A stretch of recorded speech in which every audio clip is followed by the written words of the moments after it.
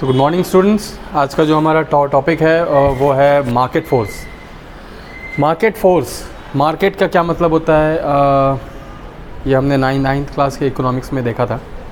Market एक ऐसा कोई भी प्लेस हो सकता है जहाँ पे बायर और सेलर, सामान खरीदने वाले और सामान बेचने वाले मिलते हैं। ये कोई से भी जगह हो सकती है। ये ज़रूरी नहीं है कि आपका सब्ज़ी मार्केट हो या फल मार्केट हो या कार मार्केट हो। ये कोई से भी ऐसी कॉमन जगह हो सकती है जहाँ पे बायर और सेलर जो है मिलते हैं। आज हम बात करने वाले हैं मार्केट फोर्स के बारे में।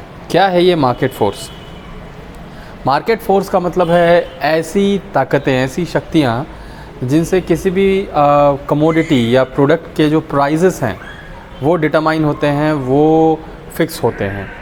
तो हम आपसे सबसे पहले शेयर करेंगे कि कौन कौन से वो चीज़ें हैं जो एक प्रोडक्ट का प्राइस को फिक्स करने में हेल्प करती हैं। तो दो सबसे बड़ी पावर्स हैं जो इंडिपेंडेंट मार्केट में चीज़ों को शेयर करती हैं। पहला तो है डिमांड और दूसरा है सप्लाई। आपने पहले भी सुना होगा कि ये डिमांड और सप्लाई का जो ये खेल है, ये मार्केट को किस प्रकार से कंट्रोल करता है। तो बच्चों, मैं आपको सबसे पहले बता दूं कि ये डिमांड क्या होता है और सप्लाई क्या होता है। डिमांड का मतलब है किसी भी प्रोडक्ट या सर्विस का रिक्वायरमेंट किसी एक एरिया में कितना है, लोग कितना ज़्यादा उसको ख़रीदने के इच्छुक हैं, कितना पैसा उसमें खर्च करना चाहते हैं या कितना पैसा खर्च करने के लिए तैयार हैं, वो होता है डिमांड। सप्लाई क्या होता है?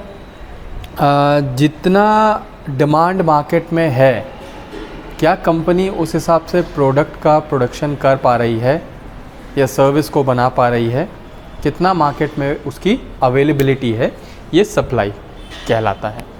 तो प्राइस कैसे डिटरमाइन होता है डिमांड एंड सप्लाई से? मैं आपको सबसे पहले बता दूं कि डिमांड जो है वो सप्लाई का इन्वर्सली प्रोपोर्शनेट है। कैसे? डिमांड सप्लाई, देखिए, डिमांड और सप्लाई जो है, डिमांड अगर मैं कहूँ कि किसी चीज़ का डिमांड अगर ऊपर उठता है, ठीक है, लेकिन सप्लाई जो है वो डिमांड के बराबरी नहीं कर पाती, डिमांड की बराबरी नहीं कर पाती। मान लो डिमांड है 10 प्रोडक्ट्स की और सप्लाई है केवल 5 की, तो क्या होगा? तो इसका रिजल्टिंग प्राइस क्या होगा? अगर डिमांड है 10 की, सप्लाई है 5 की, ऑब्वियसली डिमांड यहाँ पे एक्सीड कर रहा है सप्लाई के मुकाबले। तो ये बहुत ऑब्वियस है कि प्राइस जो है प्रोडक्ट का राइज होगा। क्या होगा? राइज होगा, ऊपर जाएगा, ठीक है। डिमांड अगर बड़ा है सप्लाई के मुकाबले तो प्राइस ऊपर जाएगा। लेकिन डिमांड मान लो 10 प्रोडक्ट की है और सप्लाई मान लो 15 प्रोडक्ट की आ रही है, 15, तब क्या होगा?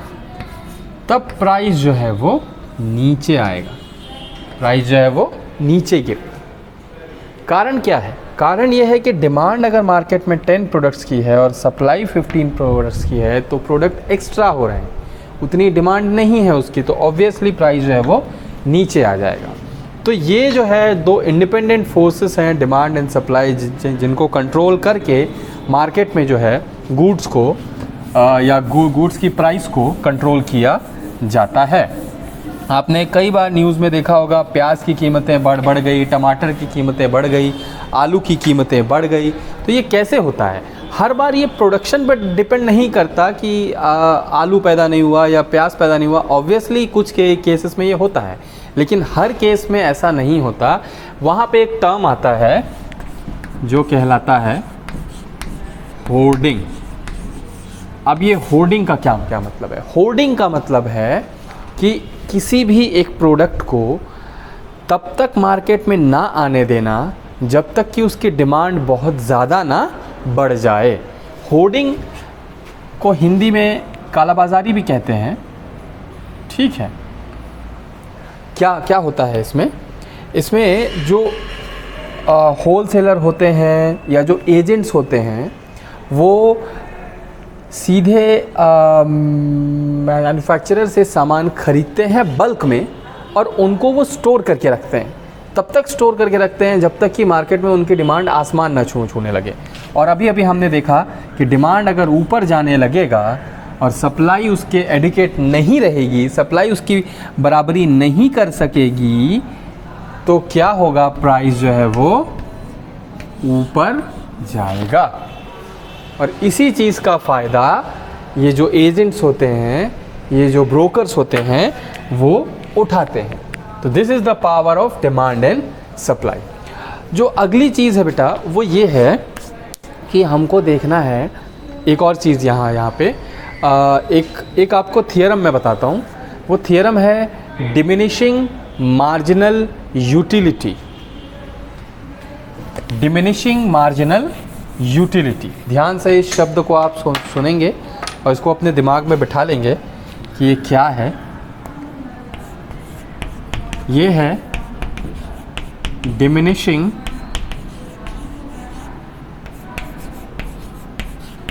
Marginal utility. तो ये क्या है, डिमिनिशिंग मार्जिनल यूटिलिटी क्या है? डिमिनिशिंग मार्जिनल यूटिलिटी एक ऐसी थियरी है जो हमको बताती है कि किसी भी प्रोडक्ट को जब हम बहुत ज़्यादा इस्तेमाल करने लगते हैं तो धीरे धीरे धीरे धीरे धीरे उसकी यूटिलिटी हमारे लिए कम हो जाती है। उस यूटिलिटी क्या है, हमको जो सेटिस्फैक्शन प्रोडक्ट या सर्विस को इस्तेमाल करके मिलता है वो यूटिलिटी कहलाती है। मैं डिमिनिशिंग मार्जिनल यूटिलिटी को आपको एक छोटा सा एग्जांपल देके समझाता हूँ। मानिए कि आपको बहुत तेज़ भूख लगी है, बहुत तेज़ भूख लगी है, तो आपके सामने रोटी रखा गया 4, ठीक है। जब आपने पहली रोटी खाई, द अमाउंट ऑफ सेटिस्फैक्शन आपका बिल्कुल हाईएस्ट रहेगा, टॉप पे रहेगा। am I right or wrong? जब आप दूसरी रोटी खाएंगे तो पहली रोटी खाने के बाद आपका पेट थोड़ा संतुष्ट हो चुका, दूसरी रोटी जब खाएंगे सेटिस्फैक्शन ज़रूर रहेगा लेकिन उतना नहीं रहेगा जितना पहली रोटी खाते वक्त था। तीसरी रोटी जब आप खाएंगे तो सेटिस्फैक्शन थोड़ा और कम हो जाएगा। चौथी रोटी में सेटिस्फैक्शन शायद आपका मिनिमम पहुंच जाए और ऐसा हो जाए कि 5वीं रोटी से आपको चिढ़ हो जाए, आप ना खा पाओ, या छठी रोटी आप ना खा पाओ, या 7वीं रोटी आप ना खा पाओ। वो यही रोटी, ये वही रोटी है जिसको पहली रोटी खाने के बाद आप हाईली सेटिस्फाइड थे, लेकिन अब 7वीं या 8वीं तक पहुंचते पहुंचते आपको उससे चिढ़ हो गई है, आप नहीं खाओगे उसको। That is known as diminishing marginal utility. किसी भी प्रोडक्ट को जब हम यूज़ करते हैं या सर्विस को हम बहुत ज़्यादा यूज़ करते हैं तो धीरे धीरे धीरे धीरे धीरे उसकी utility, the amount of satisfaction which we received from that product keeps on diminishing and that is known as diminishing marginal utility। तो आज हमने 2 चीज़ें देखी बच्चे, demand and supply free market में इनकी ताकत क्या होती है, कैसे ये प्राइस को डिटरमाइन करते हैं।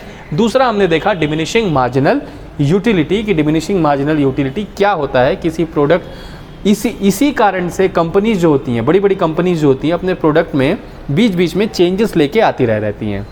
बहुत कॉमन एग्जांपल है, आपने देखा होगा कैडबरी जो डेयरी मिल्क चॉकलेट बनाती है, तो वो सिर्फ एक बना के नहीं वो छोड़ दिया उन्होंने, वो ट्विस्ट लेके आते रहती हैं। कभी ड्राई फ्रूट्स डालती हैं, कभी उसमें ये डालती हैं, कभी वो डालती हैं, तो कुछ ना कुछ उसमें चलता रहता है ताकि ये जो टर्म है ये कंपनी को फेस ना करना पड़े। डिमिनिशिंग मार्जिनल यूटिलिटी, एक ही प्रोडक्ट को यूज़ कर करके उसकी यूटिलिटी जो है वो समाप्त ना हो जाए।